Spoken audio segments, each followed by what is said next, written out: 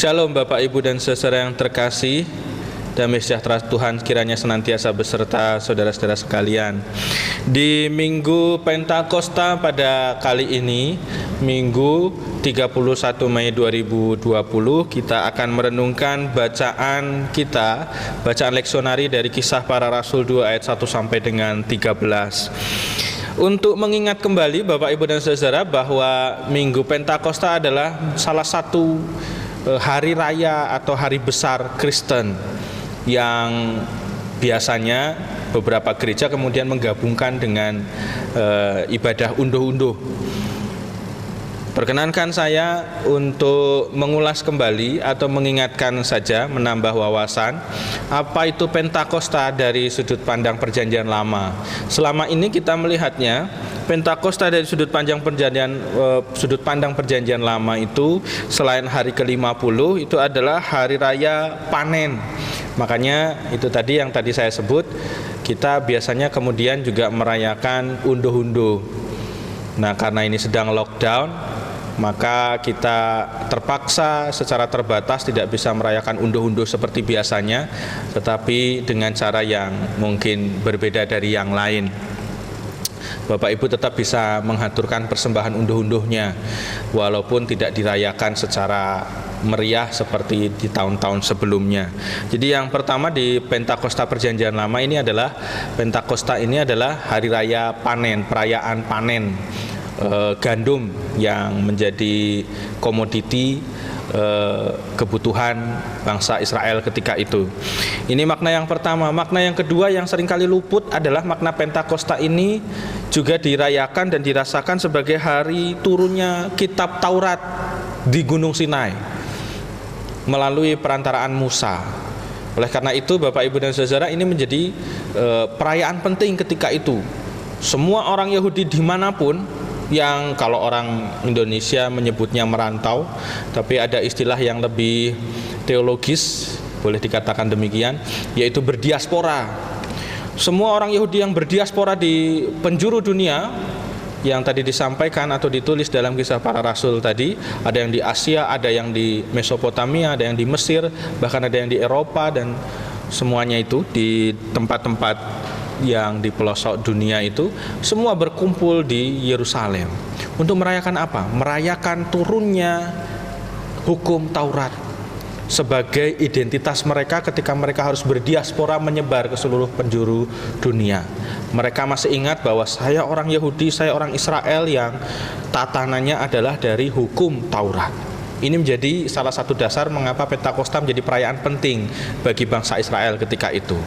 Dan kemudian ketika dalam Perjanjian Baru, Pentakosta dimaknai kemudian jadi berbeda ketika dalam masa para murid atau jemaat yang pertama, cikal bakal jemaat yang pertama, para murid ini kemudian merasakan curahan Roh Kudus dalam wujud api di atas kepala mereka, bertepatan di hari raya penting umat Israel atau umat Yahudi, yaitu Pentakosta. Maka maknanya kemudian berubah, atau lebih diperkaya lagi, maknanya kemudian dimaknai sebagai hari raya pencurahan Roh Kudus. Ini makna dari Pentakosta di dalam Perjanjian Baru, hari raya pencurahan Roh Kudus, yang juga ya sama ketika itu banyak orang yang mudik dari tempat mereka diaspora, seperti beberapa waktu yang lalu di hari Minggu, seminggu yang lalu, saudara-saudara kita mestinya tradisinya tiap tahun itu mudik, tetapi sebagian besar nggak bisa mudik, tapi perayaannya mirip-mirip demikian. Mudiknya dua kali, di Paskah dan di Pentakosta. Dan ini menjadi perayaan besar bagi orang Israel ketika itu dan orang Yahudi khususnya juga yang menjadi turunan bangsa Israel. Nah, ada catatan menarik dari peristiwa ini, khususnya dari peristiwa Pentakosta dari sudut pandang Perjanjian Baru, dari sudut pandang Kisah Para Rasul. Ada catatan menarik yang boleh kita perhatikan Bapak Ibu dan saudara yang terkasih. Di dalam peristiwa Pentakosta di Kisah Para Rasul ini, ketika ada banyak orang dari seluruh penjuru dunia, banyak orang Yahudi yang berkumpul dari tempat mereka berdiaspora, itu kemudian menyaksikan peristiwa turunnya Roh Kudus dan menyaksikan para murid itu berbicara menurut dialektika atau menurut bahasa yang mereka pakai, bahasa ibu yang mereka pakai ketika mereka berdiaspora. Ini menandakan, Bapak Ibu dan Saudara-saudara, menggambarkan, memberikan makna yang menarik yang bisa kita renungkan pada hari ini.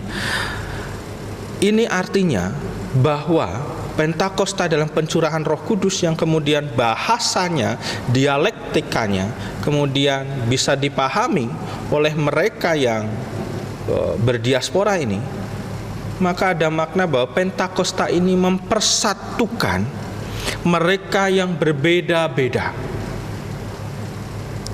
Pentakosta mempersatukan, mempererat, mempersatukan mereka yang berbeda-beda ketika berdiaspora di tempat yang berbeda-beda. Ada yang berbeda tradisi, berbeda suku ketika mereka berdiaspora. Pentakosta mempersatukan mereka. Karena apa? Mereka memahami pekerjaan Allah dari bahasa yang diucapkan oleh para murid, yang para murid ketika itu tidak pernah kemana-mana. Para murid ketika itu hanya ada di Yerusalem. Mereka tidak berdiaspora, tetapi mereka yang berdiaspora memahami, loh, mereka kan orang Galilea. Ini yang kemudian kita renungkan pada hari ini di ibadah Pentakosta ini. Pentakosta mempersatukan mereka yang berbeda-beda. Kalau Pentakosta tadi semangatnya adalah mempersatukan yang berbeda, maka saat ini ketika statusnya berbeda-beda dan kita juga mengalami masa transisi yang berbeda dalam menghadapi new normal ini, kita diajak untuk tetap bagaimana bersatu menghadapi dan menjalani new normal ini, tatanan yang baru ini. Tidak lagi kemudian menganggap diri saya biasa sajalah, nggak perlu memakai protokol-protokol yang diatur dalam new normal karena daerah saya biasa-biasa saja, daerah saya aman. Ini menandakan seperti dalam bacaan leksionari di hari-hari sebelumnya, khususnya di hari Rabu, bacaan leksionari hari Rabu kemarin di Mazmur 99, ini menandakan kita justru hanya dikuasai ego kita pribadi. Ego kita yang menjadi raja atas diri kita, bukan Tuhan. Oleh karena itu, kalau kita mau bersama-sama bersatu menghadapi pandemi ini dan bersatu menghadapi masa transisi new normal ini, kita juga harus dalam semangat Pentakosta yang mempersatukan perbedaan. Kita bersama-sama, mau itu status yang zona hijau, mau itu status yang zona kuning, mau itu status yang khususnya juga zona merah, mari kita tidak menyepelekan ini. Mari kita bersama-sama menganggap bahwa masa transisi ini penting. Demi apa? Demi orang-orang yang kita cintai. Dalam semangat persatuan inilah Pentakosta kita rasakan dan kita hayati bersama-sama. Oleh karena itu, mari kita tidak egois. Kita sama-sama merendahkan diri untuk menghayati persatuan kita di tengah perbedaan status ini dalam semangat Pentakosta. Selamat menghayati persatuan di tengah perbedaan. Tuhan Yesus memberkati. Kasih karunia dan damai sejahtera dari Allah Bapa dan Tuhan kita Yesus Kristus tercurah bagi saudara sekalian. Amin.